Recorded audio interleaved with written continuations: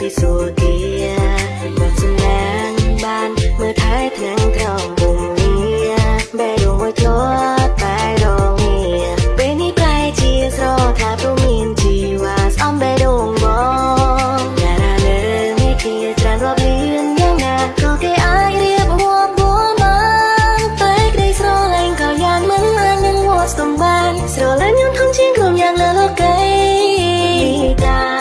ល្អទាំងរូបសម្បត្តិល្អទាំងចង្រិយា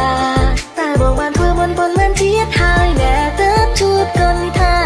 បានរួមស្នេហារួមដំណើរជីវិតនេះតាទោះរយលានជាតិក៏មិនចង់ឃ្លាតឡើយណាទោះឲ្យបងពូភ្នំហើយឆ្លងវិហា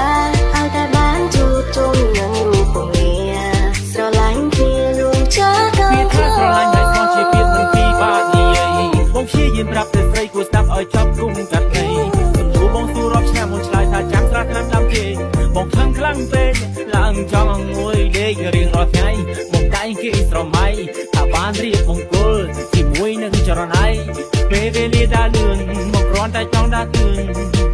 បងចង់ឃើញអូនស្លៀកបែររោកាសម្រស់អូនស្អាតដូចទេធីតារៀបការនឹងបងបានទេរៀបការនឹងបងបានទេ baby